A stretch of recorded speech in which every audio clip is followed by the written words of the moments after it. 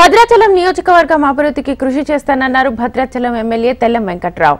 దక్షిణ అయోధ్యగా పేరుగాంచిన భద్రాచలం నియోజకవర్గానికి ఎమ్మెల్యే కావడం పూర్వజన్మ ఫలమని అన్నారు. ఎంబీబీఎస్ డాక్టర్ గా ఉన్నప్పుడే తాను ప్రజాసేవలో ఉన్నట్లుగా తెలిపారు. అప్పుడు కూడా తాను ఆనందంగా ఉన్నానంటున్న తెల్లం వెంకట్రావుతో మా ప్రతినిధి రవికినాథ్ ఫేస్ టు ఫేస్.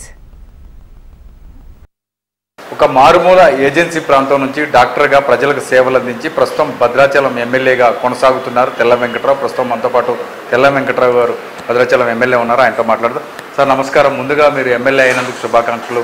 ఎట్లా ఉంది సార్ అసెంబ్లీ సెక్షన్ మొదటిసారిగా ఎమ్మెల్యే కావటం?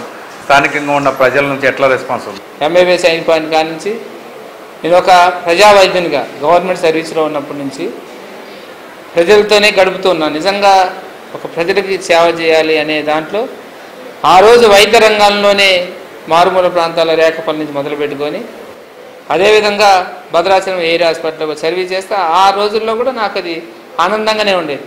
ఒక మనిషి జీవితాన్ని క్రిటికల్గా వచ్చిన తర్వాత ఆపరేషన్ చేసో లేకపోతే మనం ఆయన రిజిస్టర్ చేసో మనం ఆయన సర్వీస్ ఆయన బతికిచ్చిన రోజు మనకు ఆనందం ఎలా ఉంటుందనేది మరుపురానిది. మనం వాళ్ళు డబ్బు ఇచ్చారా లేదనేది తెలియదు, కానీ మనం మన ద్వారా బతికాడు అతను ప్రాణం పోసేది అనేది ఒక ఆనందంగా ఉంటుంది. అదేవిధంగా ఆ సర్వీస్తో పాటు ఈరోజు నాకు ప్రజలు ఇచ్చిన ఆనందం ఏంటంటే, నేను 2014లో పొంగిరెడ్డి శ్రీనివాసరెడ్డి గారితో నేను రాజకీయ జీవితాన్ని స్టార్ట్ చేశాను. ఏదైతే నేను ఆ రోజు ఉద్యోగ రంగంలో ప్రభుత్వ ఉద్యోగ రంగంలో ఉందో ఆ రోజు నన్ను ఉద్యోగం నువ్వు మానేసి ప్రజాక్షేత్రంలోకి రావాలి, ఇంకా మెరుగైన సేవలు చేయాలి, ఒక వైద్య రంగం కాదు అనేక రంగాల్లో నీ నీ సేవలు అవసరం అంటే ఆ రోజు నేను నమ్మలే.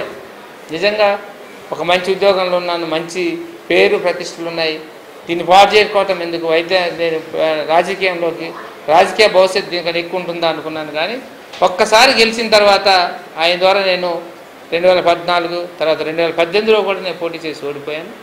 ఆ రోజులో కూడా నాకు పెద్ద ఫీలింగ్ లేదు, నేను సర్వీస్ చేస్తున్నాను కాబట్టి నాకేమి ఆ రోజు పెద్ద ఫీలింగ్ లేదు. మళ్ళీ నేను యథావిధిగా సర్వీస్లో కూర్చోవటం, ఆ సర్వీస్ని నన్ను ఆనందించడం, ప్రజలతోనే ఉండటం, మరియు ఆ రోజు నాకు అంత ఫీలింగ్ లేదు. కానీ గెలిచిన తర్వాత మాత్రం నిజంగా నేను ఆనందాన్ని నిజంగా సర్వీస్ ఈ విధంగా కూడా చేయొచ్చు అనే ఫీలింగ్గా ఉంది. చాలా వరకు అన్ని టెంపుల్స్ని గత ప్రభుత్వం డెవలప్ చేస్తుంది. ఇక్కడికి వచ్చి ఒక 100 కోట్లతో డెవలప్ చేస్తానని హామీ ఇచ్చింది. హామీ నెరవేరలేదని ఆ రోజు ఆ ప్రభుత్వాన్ని నిలదీయడం జరిగింది. నేను అదే ప్రభుత్వంలో గెలిచాను. గెలిచేటప్పుడు కూడా నేను ఎన్నికలకు వెళ్ళే ముందు కూడా వాళ్ళకి ప్రామిస్ చేశాను, ఏదైతే మన 100 కోట్లు అనుకున్నామో ఎందుకు అన్నారు, దాని తర్వాత 1000 కోట్లు ఎందుకు అన్నారు అనే దాన్ని నేను వాళ్ళకి నిజంగా క్లారిటీ ఇచ్చాను. 100 కోట్లు అనేది మనకు 100 కోట్లున్నా 200 కోట్లు తెచ్చినా భద్రాచలం టెంపుల్ని డెవలప్ చేయడానికి ముందుగా ప్లేస్ లేదు. సరౌండింగ్స్ ఏవైతే హౌసెస్ ఉన్నాయో దాన్ని ఎవాక్యుయేట్ చేయించగలిగి వాళ్ళకి రీహాబిలిటేషన్ సెంటర్ ఇవ్వగలిగితే తిన్న తర్వాతనే మనం ప్రామిస్ చేయాలి. మనం వేగ్గా అప్పుడున్న ముఖ్యమంత్రి గారు ఏదైతే ప్రామిస్ చేశారో ఇది డెవలప్ చేయాలి 100 కోట్లతో అని అన్నాము. ఆ రోజు నిజంగా ఆ ప్రభుత్వంలో సాధ్యం కాలేదు.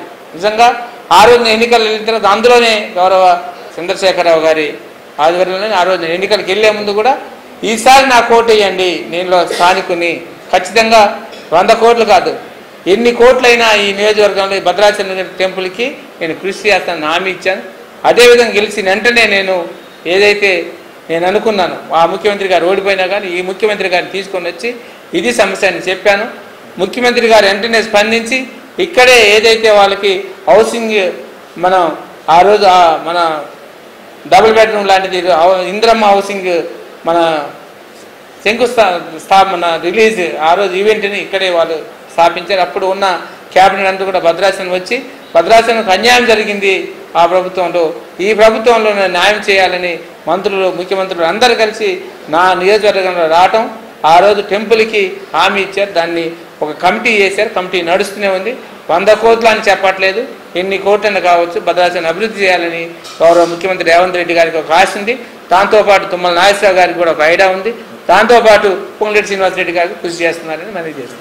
ఇది మొత్తం మీద ఒక సామాన్య మధ్యతరగతి కుటుంబంలో ఏజెన్సీ ప్రాంతంలో పుట్టి అంచెలంచెలుగా ఎదుగుతూ ప్రస్తుతం ఎమ్మెల్యే వరకు వచ్చాయి. ఎమ్మెల్యే రావడానికి కారణమైనటువంటి చాలామంది కూడా కృతజ్ఞతలు తెలుపుతున్నారని భద్రాచలం పట్టణానికి సంబంధించి చాలా సమస్యలు అవన్నీ కూడా ప్రస్తుత ముఖ్యమంత్రిగా ఉన్నటువంటి రేవంత్ రెడ్డి గారు దృష్టికి తీసినట్టుగా చెప్తున్నారు. అభివృద్ధికి సంబంధించి అన్ని రకాల ప్రణాళికలతో ముందుకు వెళ్తున్నామని చెప్పేసి తెల్ల వెంకటరావు అయితే మనతో చెప్తున్నారు. ఇక్కడ పరిస్థితి గణేష్ కిరణ్ భద్రాచలం.